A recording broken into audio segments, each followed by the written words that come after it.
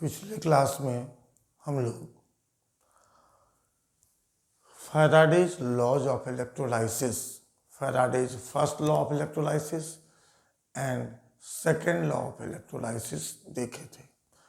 आइए अब इन दोनों लॉज के आधार पर जो फॉर्मूला, जो रिलेशंस हम लोग प्राप्त किए, उसका एक कलेक्शन बना लें और उसके बाद इलेक्ट्रोलाइसिस से रिलेटेड न्यूमेरिकल क्वेश्चंस को डिस्कस करें, सॉल्व करें।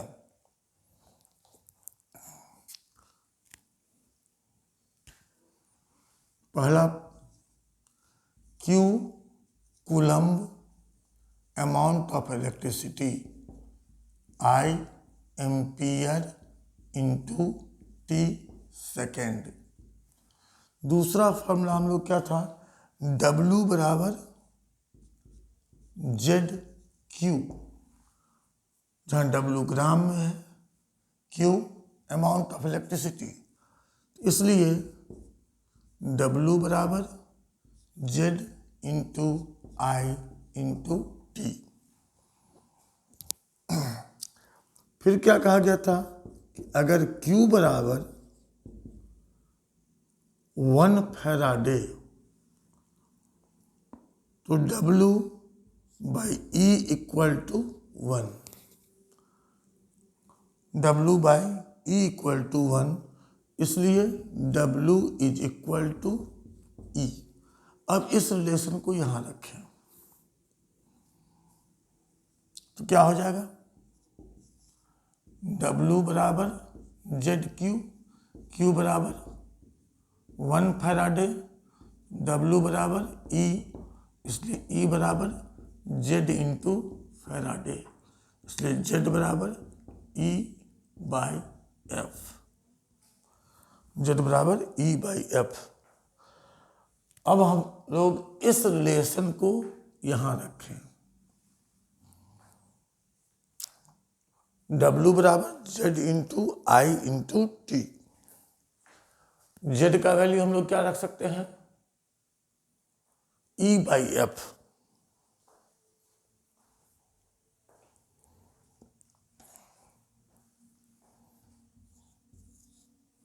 तो W बराबर E by F into I into T।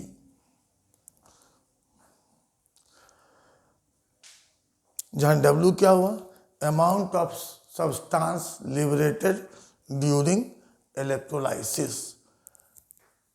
अब अगर हमको किसी सब्सटेंस का इक्विवेलेंट मास निकालना है इलेक्ट्रोलाइसिस के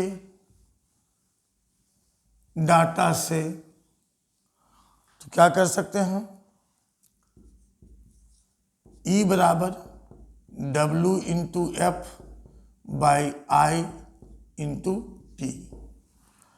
अगर किसी सवाल में करंट स्ट्रेंथ निकालना है I का मान, तो W into F by E into T।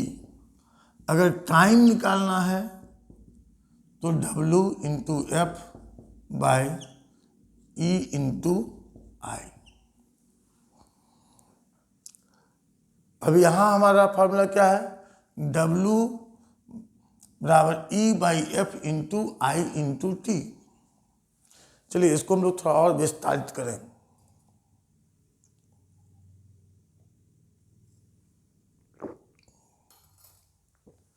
We have W बराबर E by F into I into T।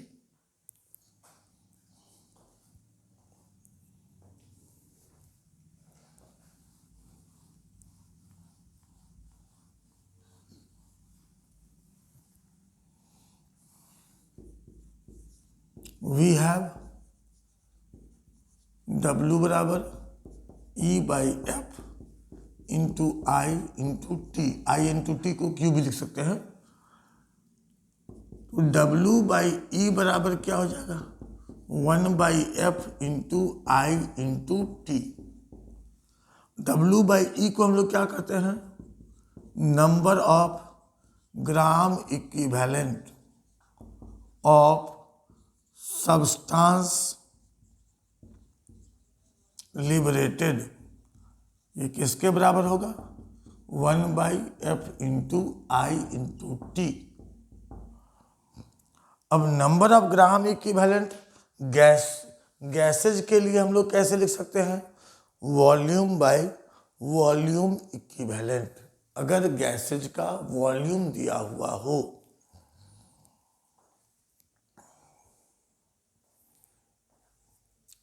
हम लोग क्या कह रहे हैं कि number of gram equivalent of gases liberated,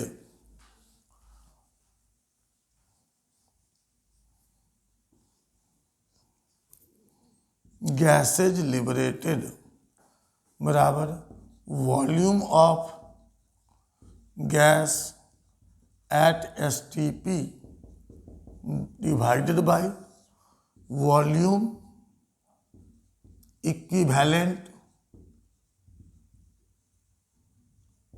of the gas at STP.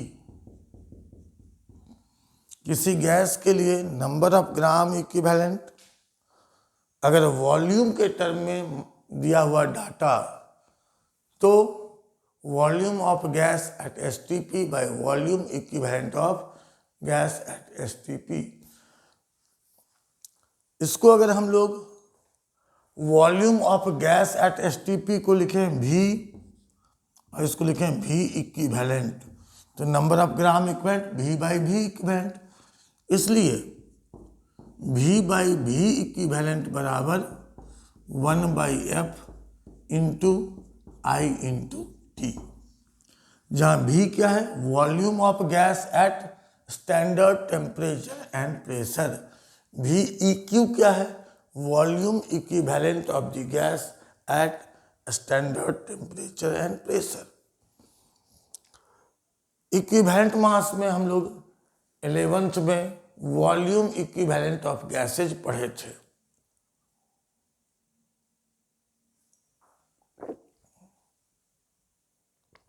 हो सकता है आप लोगों को याद नहीं हो,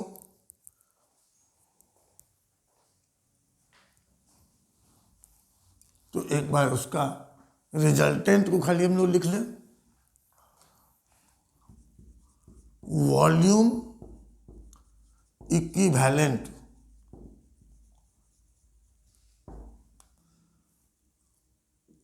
VEQ of hydrogen at STP 11.2 litre या 11200 ml। हाइड्रोजन गैस का स्टैंडर्ड कंडीशन में वॉल्यूम इक्विवेलेंट 11.2 लीटर। तीन गैस का हम लोग याद रखें, हाइड्रोजन, ऑक्सीजन एंड क्लोरीन।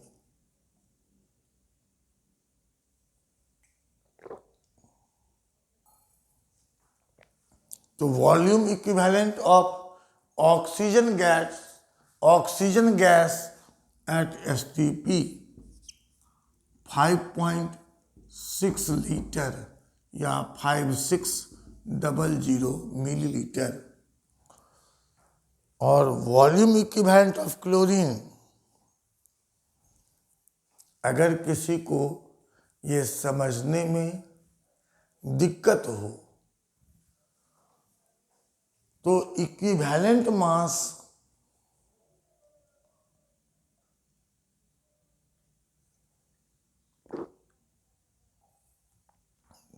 के PDF और वीडियोज को फिर से देख लें। क्लोरीन गैस के लिए 11.2 लीटर या 11200 मिलीलीटर। आइए अब हम लोग न्यूमेरिकल प्रॉब्लम्स को डिस्कस करें। Discussion of numerical problems, numerical problems को कैसे सॉल्व करें। जैसे पहला सवाल में क्या कहता है, how many gram of zinc will be deposited from A solution of zinc sulphate by 3.40 Faraday of electricity. तो W बराबर क्या होता है, Z इंटू क्यू, और Z की जगह पर क्या लिखते हैं, E/F, इसलिए W बराबर क्या लिखेंगे, E/F into Q. Equivalent mass of zinc, चूंकि जिंक सल्फेट है, वैलेंसी 2 हो गया, 65.3 डिवाइडेड बाई 2,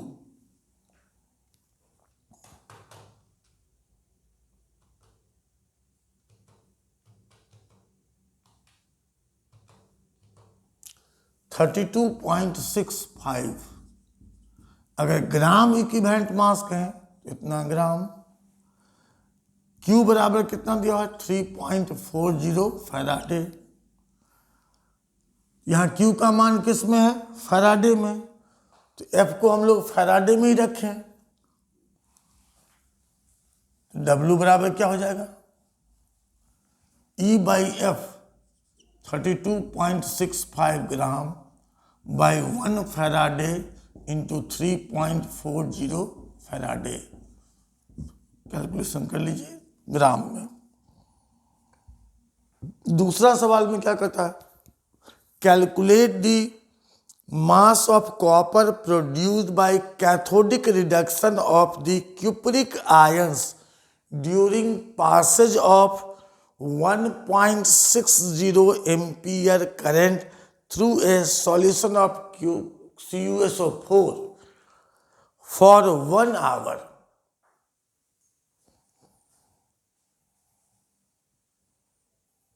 कहता है कि CuSO4 का सॉल्यूशन लिया गया,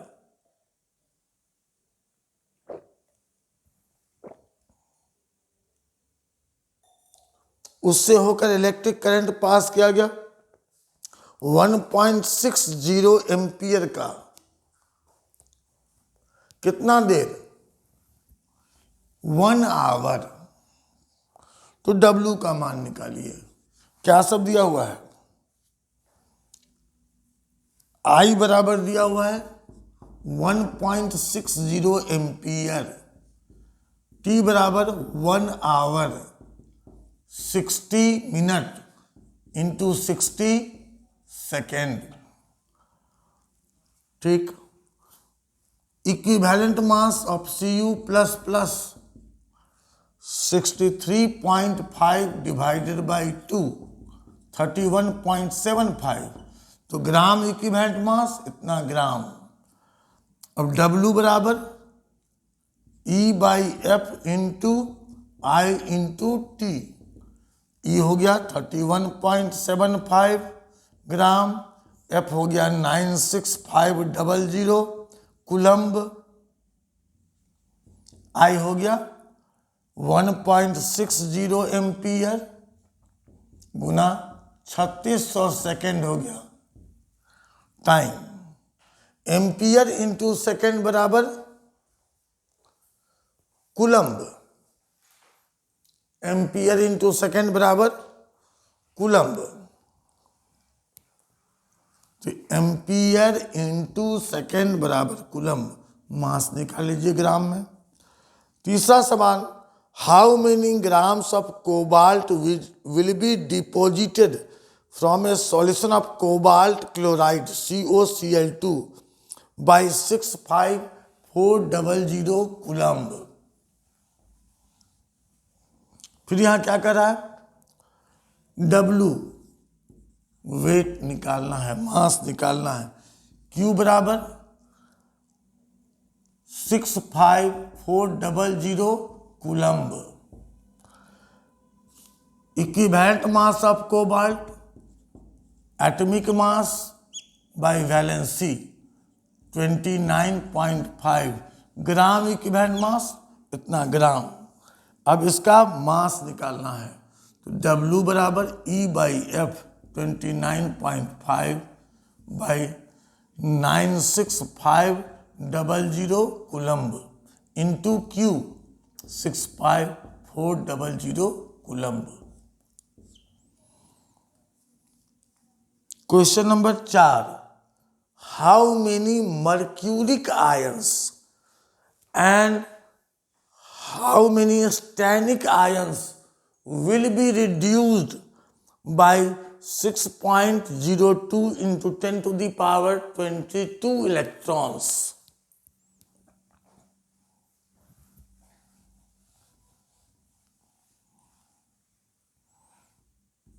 तो नंबर ऑफ इलेक्ट्रॉन्स कितना हो गया?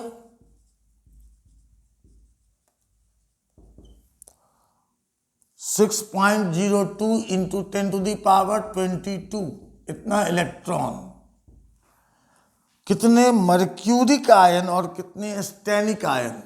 तो मर्क्यूरिक आयन,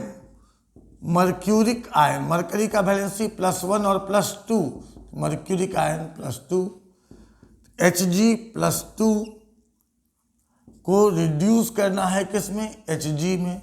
कितना इलेक्ट्रॉन चाहिए? 2 electron. 2 electron reduce 1 mercuric ion, इसलिए 1 इलेक्ट्रॉन से कितना होगा? 1/2 मर्क्यूरिक आयन, इसलिए 6.02 into 10 to the power 22 electron से 1/2 into 6.02 10 to the power 22 ion reduce होगा। फिर क्या करा है? Stannic ion.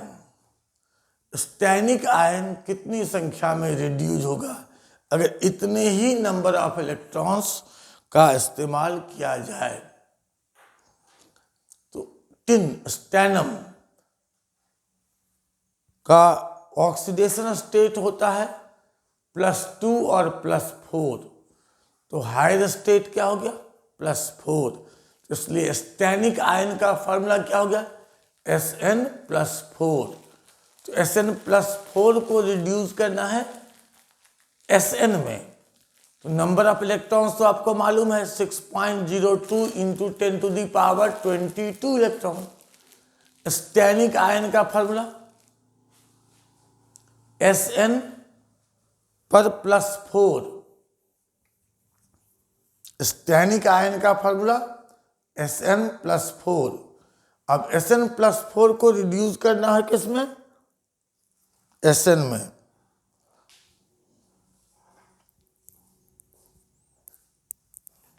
Stannic ion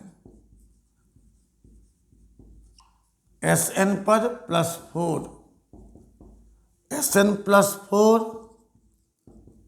4 electron gain करेगा, Sn में रिड्यूस होगा, तो 4 इलेक्ट्रॉन रिड्यूस करता है एक Sn+4 आयन को, इसलिए इतना इलेक्ट्रॉन रिड्यूस करेगा 1/4 इतनो into 6.02 10 to the power 22 ions को।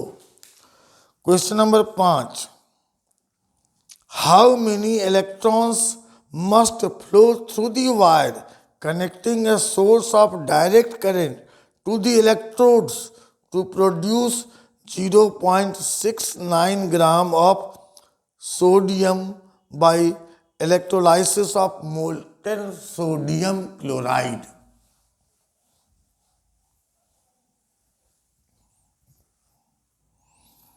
पांचवा सवाल में W दिया हुआ 0.69 gram, gram equivalent mass of sodium 23 gram, तो number of gram equivalent of sodium mass in gram by gram equivalent mass, mass in gram by gram equivalent mass, ये बराबर हो जाएगा नंबर ऑफ फैराडे यूज्ड, इसलिए Q बराबर क्या हो गया? 0.69 बाई 23 फैराडे, ये बराबर हो जाएगा, Q बराबर हो जाएगा 0.69 बाई 23 इंटू 96500 कूलम्ब। अब इतना कूलम्ब इलेक्ट्रिसिटी पास करने के लिए कितना इलेक्ट्रॉन का फ्लो होगा, इसका कैलकुलेशन करना है। एक इलेक्ट्रॉन पर चार्ज कितना होता है, 1.602 इंटू 10⁻⁻19 कूलम्ब।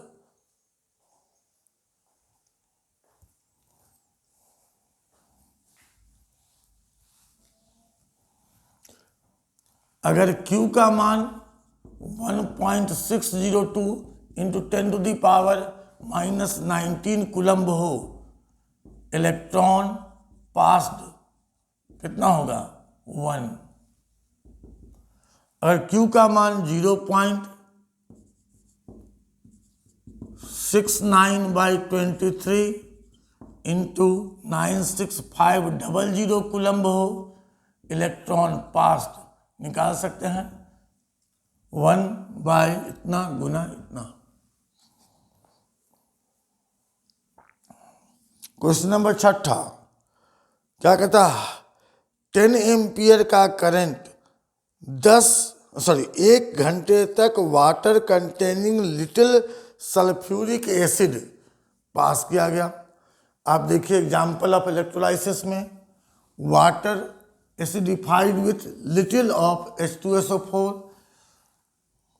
तो गैसेज निकलता है हाइड्रोजन एट कैथोड और ऑक्सीजन गैस निकलता है एट एनोड।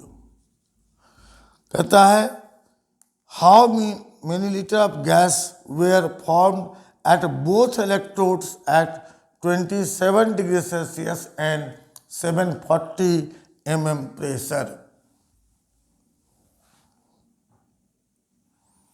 तो I बराबर क्या है, 10 एम्पियर, कितना देर पास किया गया, T बराबर 1 आवर, इतना second.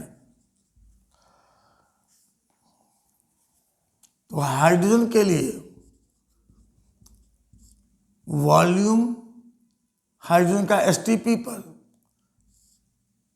VH2 at STP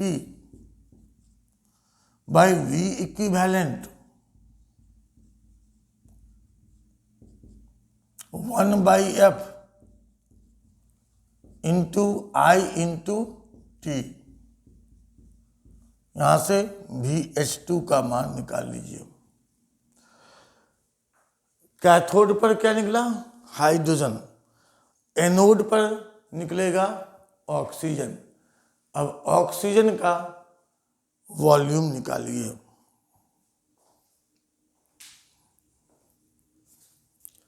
oxygen के लिए वॉल्यूम इक्विवेलेंट 5.6, VO2 का मान निकाल लीजिए। अब VH2 और VO2 के मान को जोड़ दीजिए।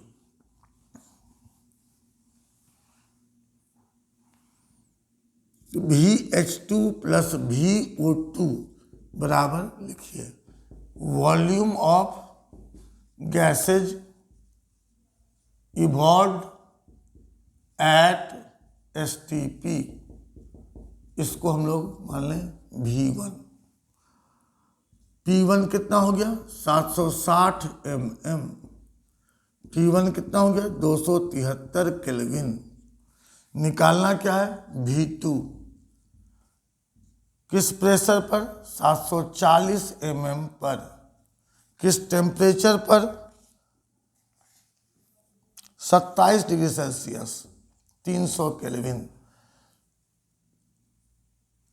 V1 P1 T1 V2 P2 T2 का टर्म है। निकालना क्या है, V2। फॉर्मूला अप्लाई कीजिए, P1 V1 बाई T1 बराबर P2 V2 by T2। P1 मालूम है, V1 मालूम है, T1 मालूम है, T2 मालूम है, P2 मालूम है, V2 का मान निकाल लीजिए। अब आइए क्वेश्चन नंबर 7 में। क्वेश्चन नंबर 7 में क्या कहता है, 2 electrolytic cells containing molten aluminium and silver nitrate solutions are connected to water voltmeter in series. It is found that 1 gram of silver is deposited in silver voltmeter. Calculate the mass of metallic aluminum deposited. पहले यहाँ तक देखिए, Faraday second law of electrolysis के अनुसार क्या था, W1/E1 बराबर W2/E2। तो इसलिए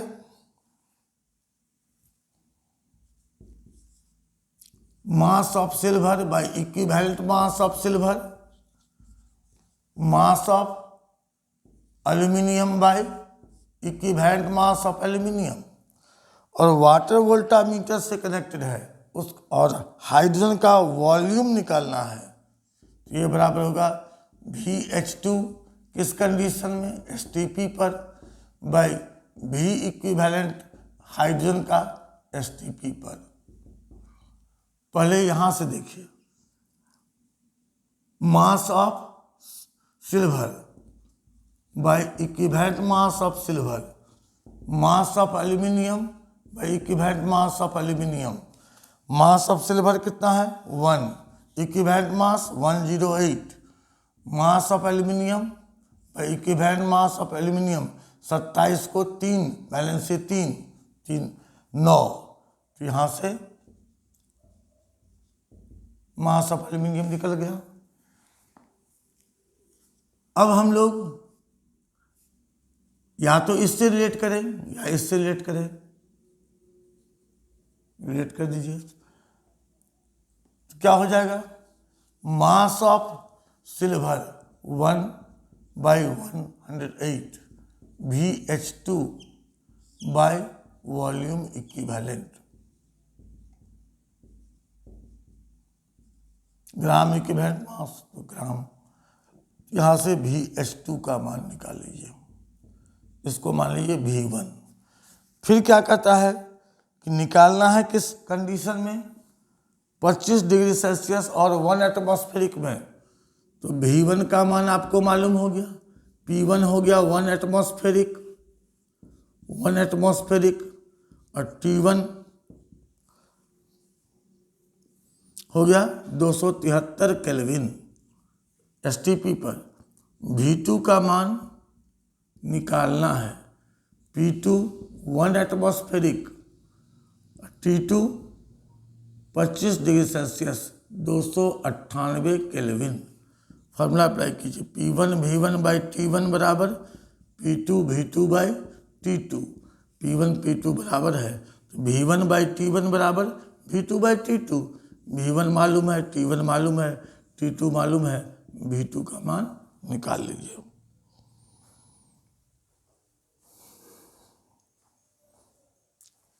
क्वेश्चन नंबर 8 में ही,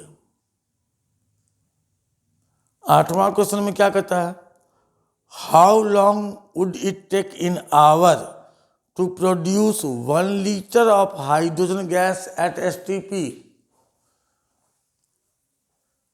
by the electrolysis of water by a current of 300 milliampere।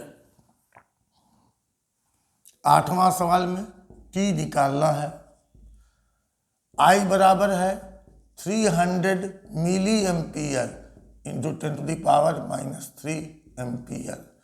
T का मान निकालना है किसमें, आवर में।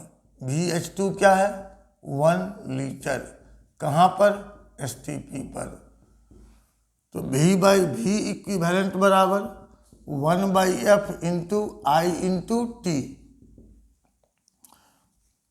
V1 V इक्विवेलेंट 11.2, 1/96500, I बराबर 300 इंटू 10⁻³ T का मान निकाल लेंगे सेकेंड में, और जो मान निकलेगा उसको 3600 से डिवाइड कर देंगे तो क्या हो जाएगा, आवर में। टी का मान पहले सेकेंड में निकालेंगे, उसके बाद उसको 3600 से डिवाइड कर दीजिए तो क्या हो जाएगा, आवर में। टी यहाँ सेकेंड में हम लोग निकाले, इसलिए टी बराबर जो वैल्यू आया उसको 3600, क्योंकि 3600 सेकेंड बराबर 1 आवर।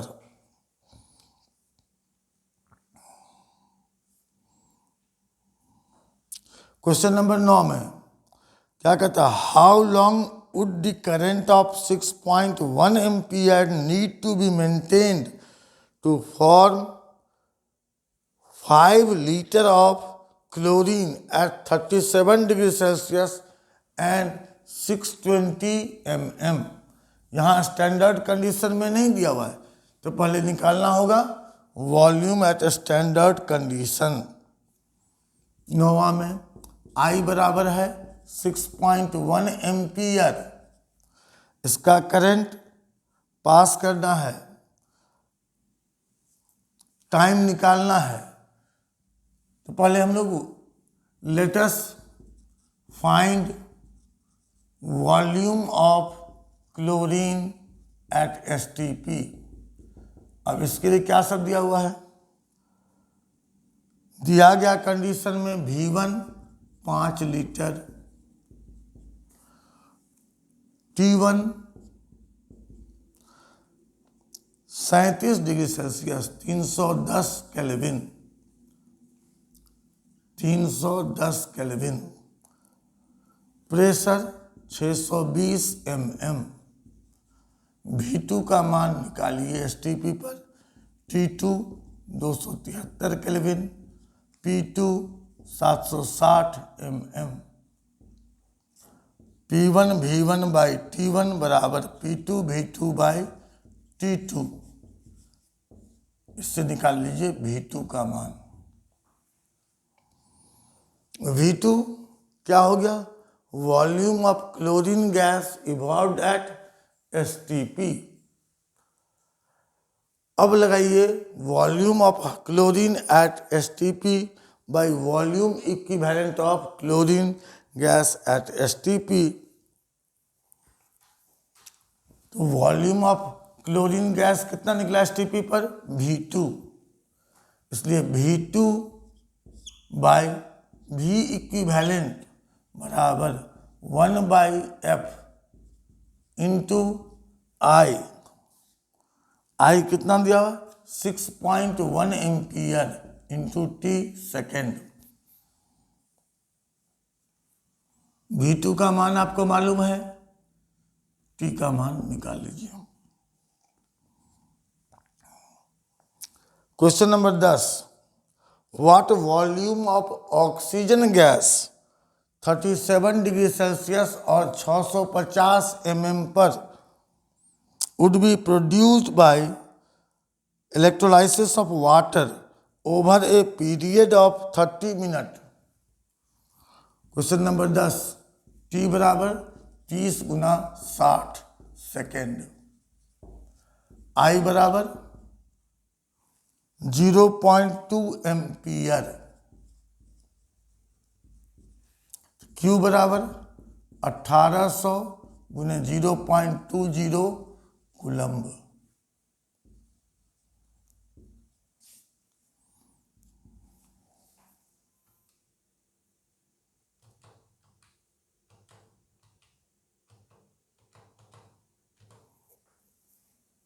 $360 एम्पियर, लेकिन कहता है एफिशिएंसी 85%, तो 360 कूलम्ब।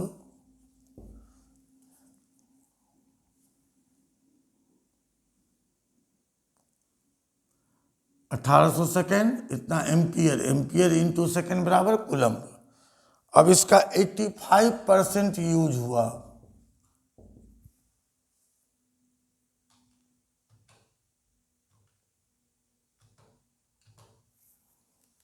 306 कूलम्ब। 306 कूलम्ब पास करने से कितना ऑक्सीजन का वॉल्यूम कलेक्ट होगा। अब फॉर्मूला लगाइए, V बाई वी इक्विवेलेंट बराबर 1/F इंटू आई इंटू टी बराबर Q। यहाँ एफिशिएंसी चूंकि 85% था, इसलिए टोटल जितना पास किया उसका 85% ही हम लोग यूज में लिए।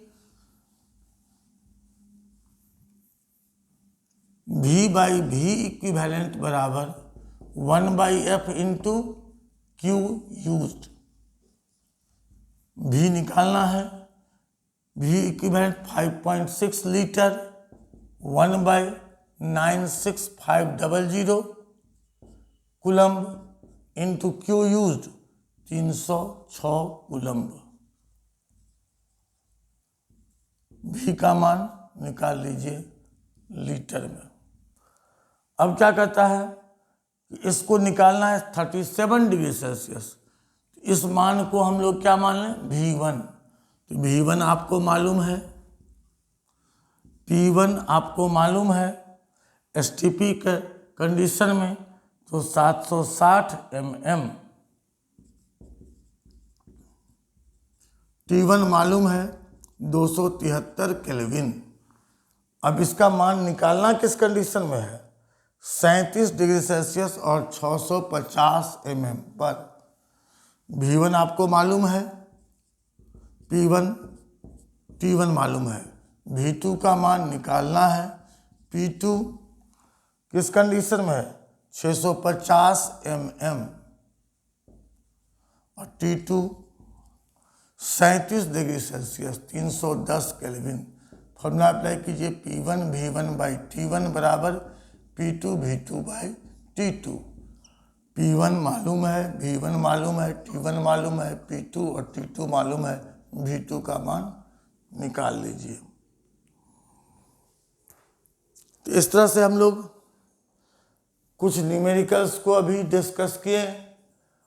आप लोग और आगे भी सवाल बनाइए और फिर हम लोग अगले क्लास में इसके और न्यूमेरिकल्स को सॉल्व करेंगे।